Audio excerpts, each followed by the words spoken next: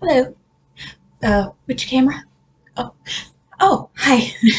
I'm Autumn Holmgren, and today I'm going to talk to you about what I think it means to be human.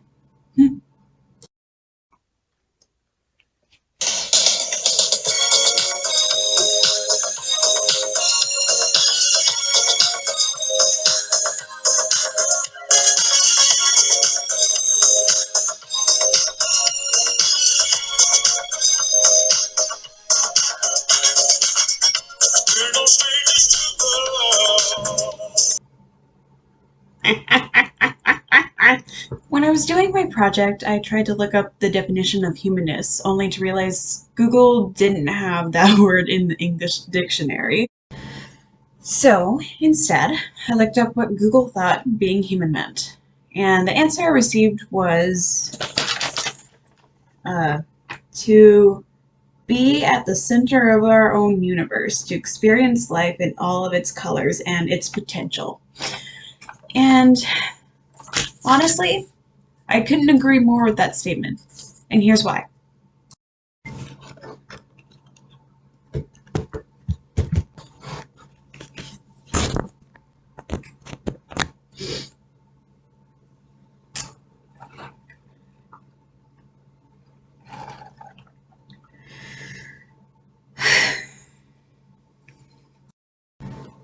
People experience a lot of different things in their lifetime. Some things others can't even imagine happening to them. But we all go through our challenges, we all have life changes, and we all deal with them our own way. But the challenges we have differ by how life-changing it could be. For example, one of our projects this year was to read a choice novel about someone else's experiences in their lifetime.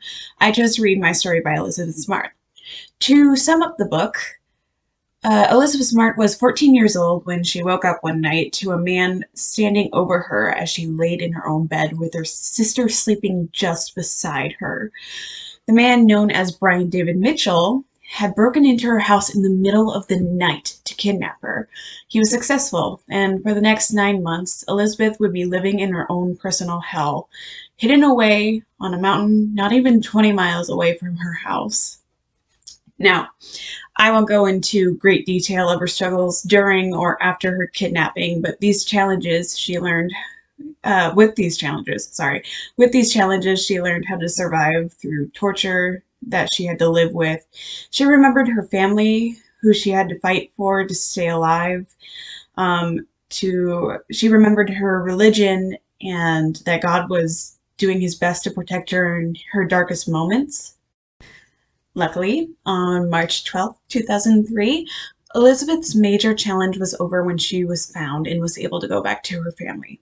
And as I said, challenges are something we all face no matter what happens to us. It helps us build us to who we are. Everybody's different, and but what we face and how we overcome them are what makes us human.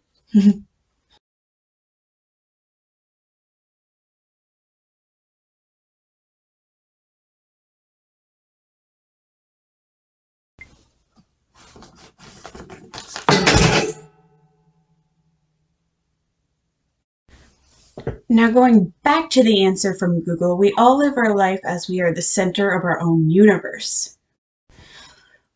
We don't know everything that happens to someone else, but we know what happens in our life. Therefore, it feels like the world revolves around you until you get that wake up call telling you that there are other people with their own lives, shockingly.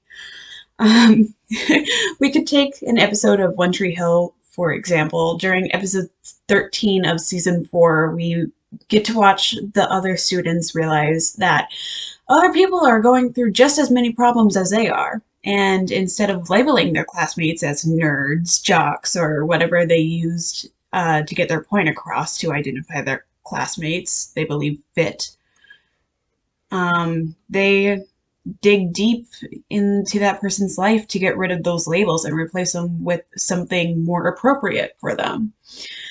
They realize more and more that they aren't the center of the whole universe. People go through their own problems and life experiences just as much as other people do. We all have our own universe we live in. Another example we can take from this is in The Cruel Prince, the book I'm currently reading for this class.